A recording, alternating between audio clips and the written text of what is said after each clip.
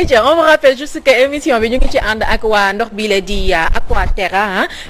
ndox bu sell une eau pure et très légère macha allah nga xamante ni rek bu ngeen koy jëfandikoo wax dëgg yàlla lépp loo xamante ay jafe-jafe yu mu fekk ci seen yaram amaana dinañ leen ko daal di taxaleel bi nga xam ne moo di 350 millilitres bi di sama tipo Aquaterra Fatou Ka la ko gars yi tuddee nga xam ne da nga koy def sa poche sa pochette sa sac di doxantoog moment boo doxee ba naaj bi jàppal wala nga mar naan nga daal di tijji daal di rafraîchir et nga daal di wéyal li nga xamante moo di sa yoon donc dem leen ngeen wuti ko fu ngeen dem ci grande surface yi di ngeen ko fa daal di fekk bii 100 francs lay jar yeneen yi aussi accessible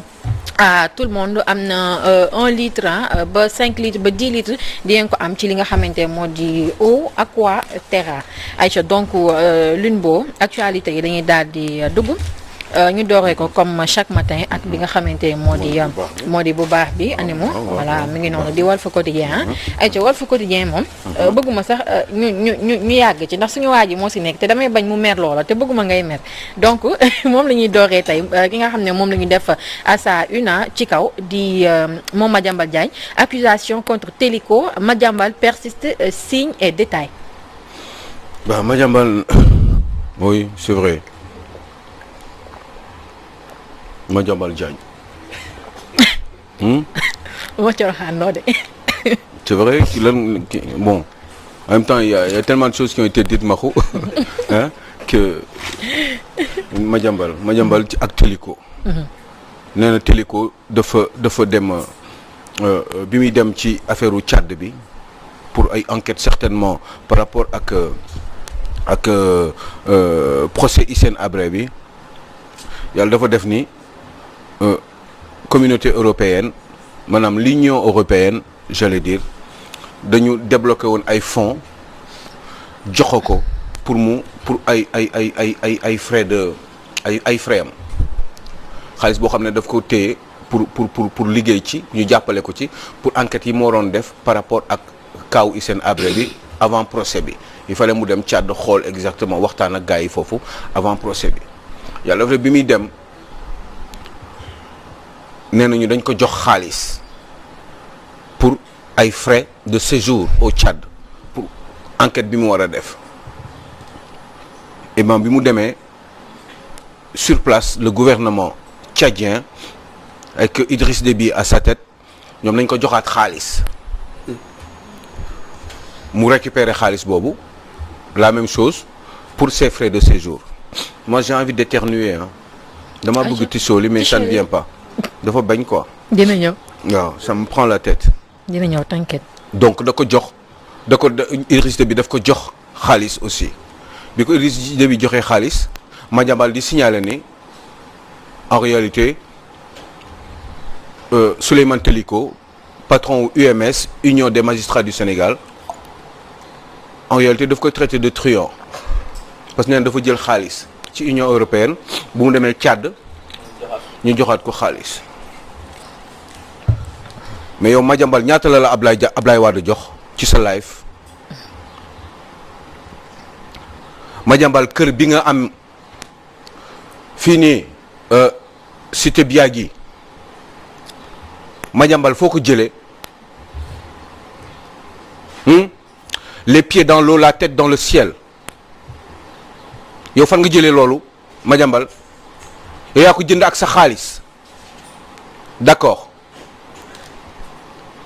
lan mooy sa patrimoine ñaata nga gagné ñaata nga fay impôt pour ton propre pays yow Madiambal Diagne ñaata nga fay admettons sa kër la yaa ko jënd c'est vrai les pieds dans l'eau la tête dans le ciel j'insiste là-dessus parce que ci ndox mi ngay doxantoo yow sa biir kër ci géej gi fii cité Biagui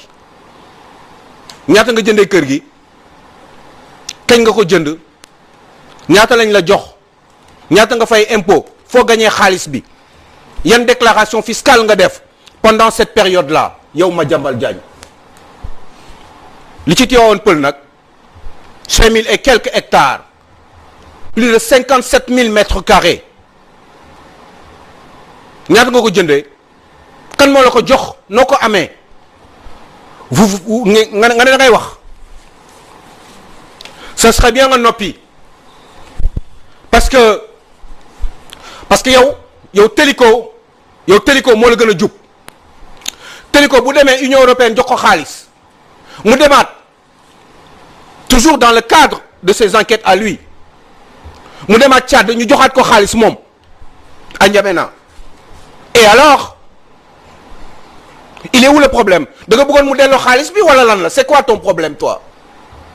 je ne connais pas Télico hein. Je l'ai vu bu ma ko xool gisaat est-ce que dinaa ko xàmme mais c'est injuste il n'a pas autre chose à dire ce monsieur Madiambal Diagne mais kii mooy kan terrain yi nekk terrain mais Diamniadio y a beaucoup de problèmes à Diamniadio ak terrain yi terrain boobu nga am yow foofu foo ko jëlee nan la ko yow du tabax nga ko ba mu jóg ba taxaw foo ko jëlee du ñëpp ko mën a am ci Sénégal yaa ko jënd wala déet Seydou Sissal c'est vrai que vous n'êtes plus là hein.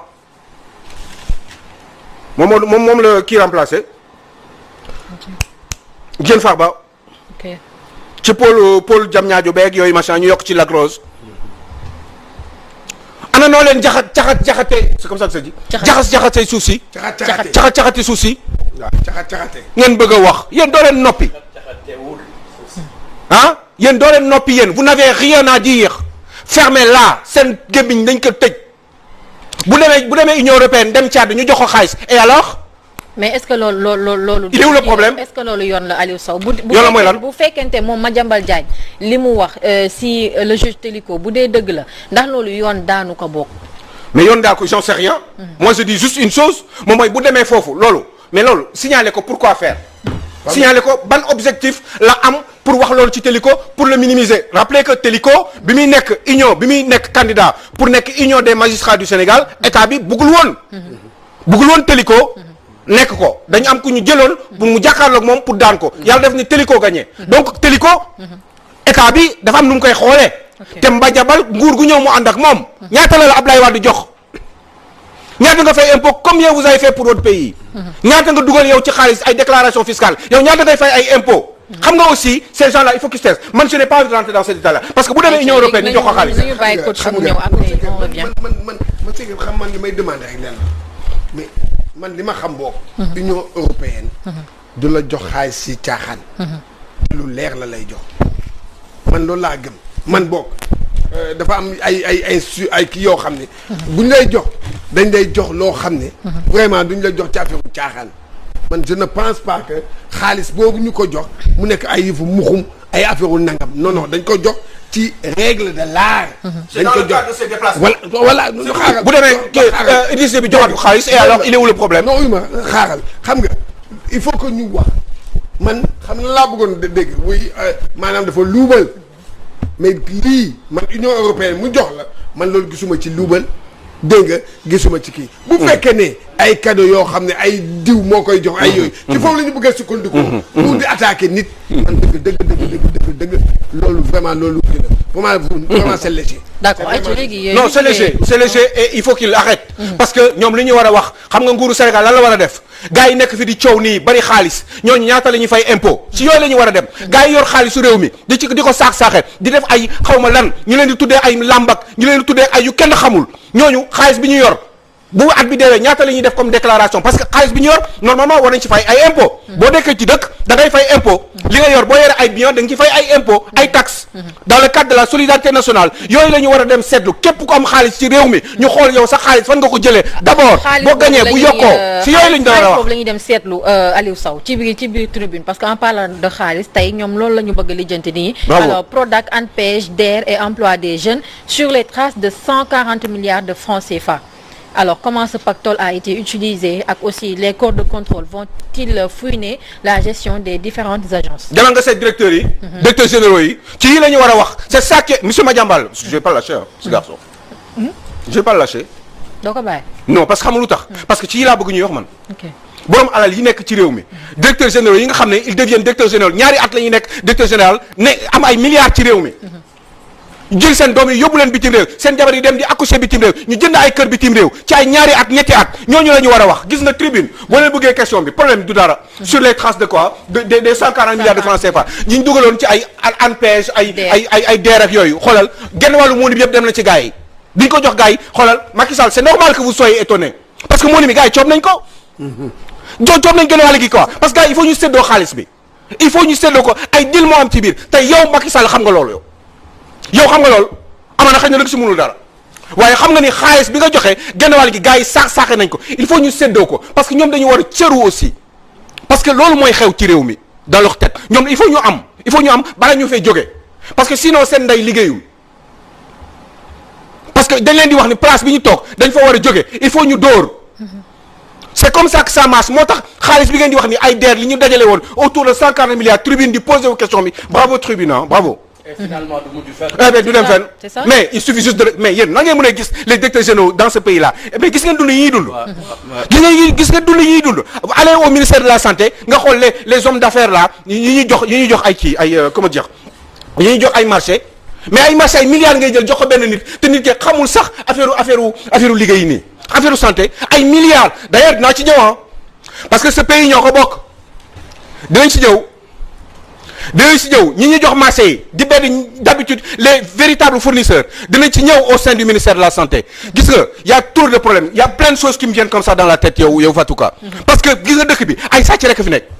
xoolal ay deeri nii ce ne sont même pas des questions qui doivent être posées parce que c'est d'une évidence que ni lii yëpp ay sàcc la ay njur jaaj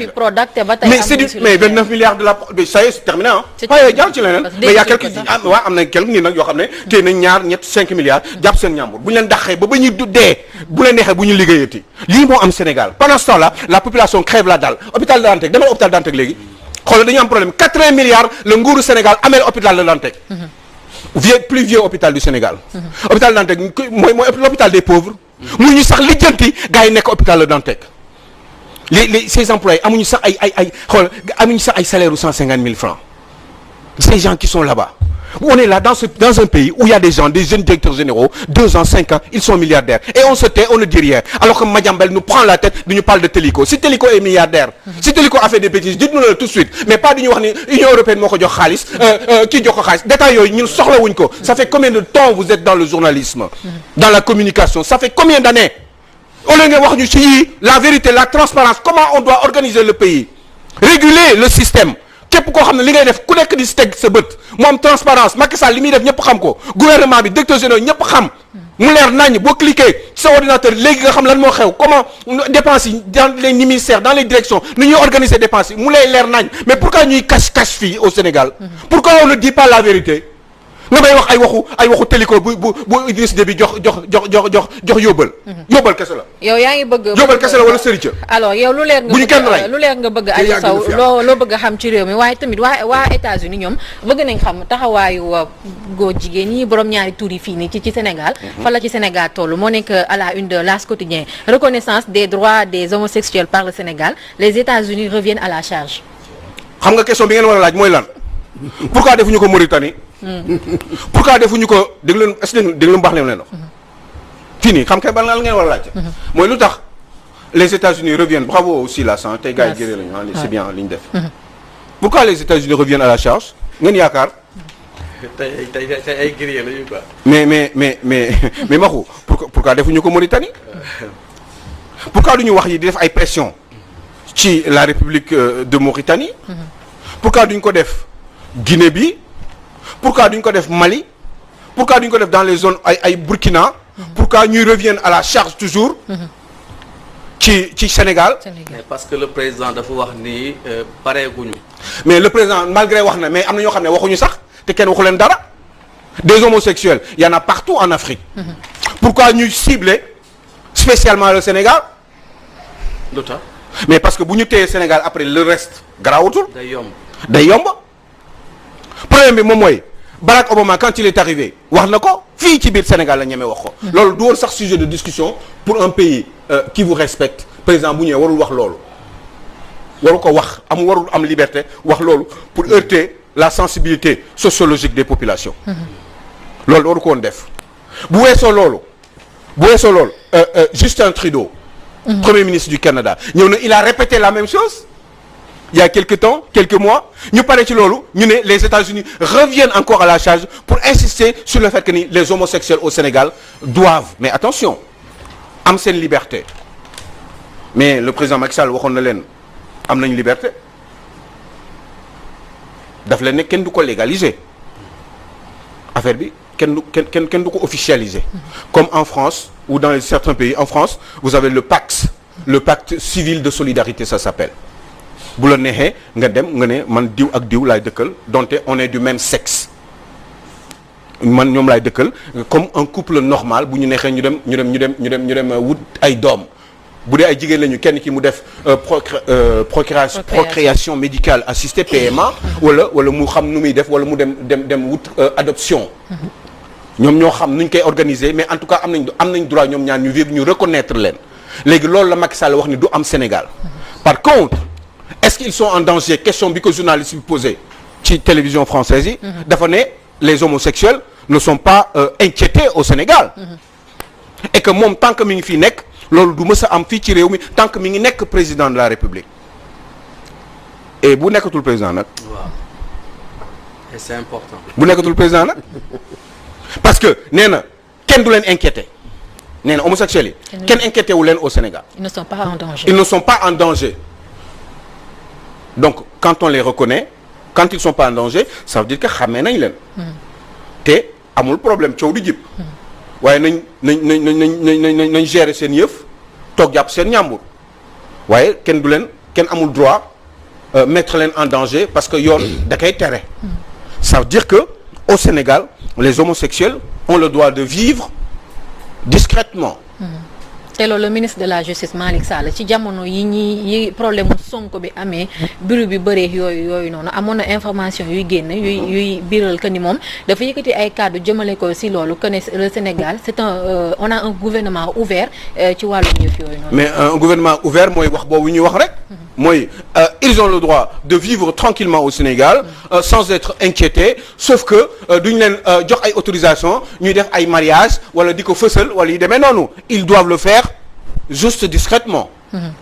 mais est-ce qu'ils sont en danger au Sénégal je pense que ni journalistes yooyu ko posé moo xam en France la wala Italie wala Espagne parce que dégg nañu ni am na ñi nga xam ni pour ñu am kayit foofu sax ñoom dañuy wax ni ñoom góor jigéen lañu foofu